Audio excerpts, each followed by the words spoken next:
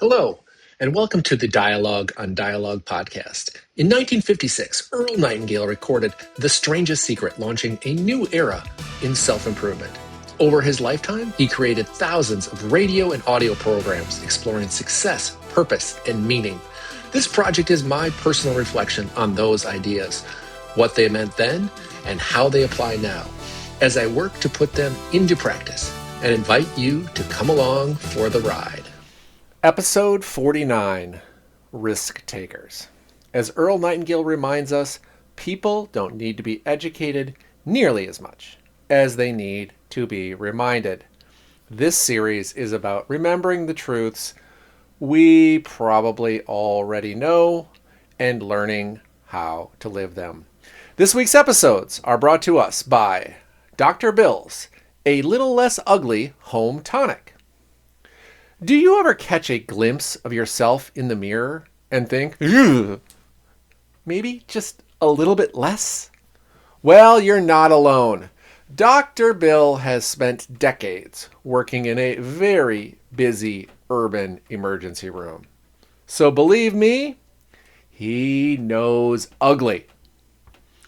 He has also served as the doctor of record for clinics offering such things as Botox and other high-dollar anti-ugly pharmaceuticals, helping the ugly rich become just a little bit less ugly. But Dr. Bill is a man of the people, and he asked himself a simple question.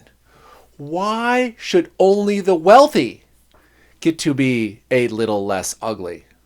Enter Dr. Bill's A Little Less Ugly Home Tonic. This is a non-FDA approved formula featuring a proprietary blend of liquefied cheese balls and Miller High Life. That's right. The champagne of beers meets the snack aisle. Whether you're preparing for a big meeting, a first date, or just trying to soften the blow of your own reflection, Dr. Bill has you covered. Call Dr. Bill today. Tell him you want to be a little bit less ugly. All for just $19.95 plus shipping and handling. This is a satirical ad. No one is paying me anything for this. Although, if this works, we may all owe Bill great debt of gratitude. Earl opens this episode by returning to the mythical city of Eldorado, the legendary place where riches were said to be everywhere for the taking. His point is blunt and surprisingly optimistic.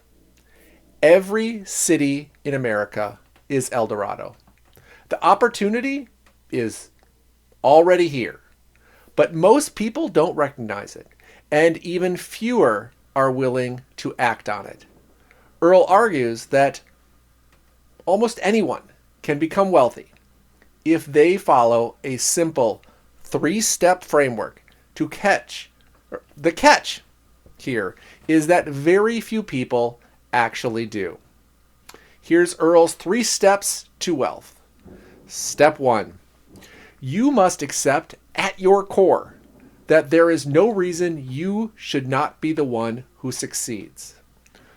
Earl reminds us that many people who built great wealth had fewer advantages, fewer resources, and fewer connections than most of us do today. Until you genuinely believe that success is possible for you, you'll unconsciously sabotage your own efforts. Step 2, decide exactly how much money you want and by when. Wealth is relative.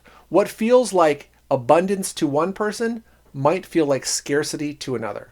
Without a clear number and a time horizon, there's no way to measure progress. Vague goals produce vague results. Step 3. Find a real need and fill it. The best place to look, Earl says, is within your own skills and experience. Your familiarity with a field gives you insight into what problems actually matter and how they might be solved. Earl is careful to include a warning here that risk without ethics leads to ruin. He tells a story of Ivar Kruger, whose massive Ponzi scheme in the match industry collapsed in the 1930s. By the time of his suicide, more than $500 million had been swindled from investors. Earl's message is clear. People who pursue wealth dishonestly often end up broke, imprisoned, or worse. Risk-taking only works when it's grounded in integrity. Despite that warning, Earl is unequivocal. The biggest rewards in life go to risk takers, but not always in the ways we expect. Risk takers sacrifice free time to improve themselves. They read more, learn more, and practice more.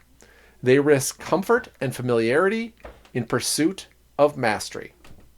Some risk their savings, some risk their reputation, some risk years of effort on a single breakthrough. And there's the paradox Earl highlights. Because so few people are willing to try, the competition is often far smaller than it looks. Ironically, it's often the safe players who panic and quit when the real adversity arrives. Earl reinforces this idea with a line attributed to Samuel Johnson. Quote, "Nothing will ever be attempted if all possible objections must first be overcome." End quote. He compares this hesitation to a train engineer who refuses to leave the station until every signal on the route is green. Life doesn't work that way. You move ahead one signal at a time. Problems shrink as you approach them. Clarity comes after action, not before. Earl closes the episode by reminding us that many of the greatest fortunes in history were built during economic downturns.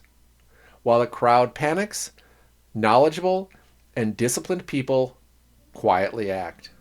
His advice isn't to follow the crowd, but to study those who consistently succeed. They're often doing the opposite of what everyone else is doing. So episode 49 leaves me with this tension. Risk is unavoidable, but regret is optional. Ethical courage creates opportunity, and playing it safe often carries its own hidden dangers. Eldorado isn't somewhere else. It's right where you are, waiting for someone willing to take the first step. Until next time, remember, the answers are older than we are and just as relevant today.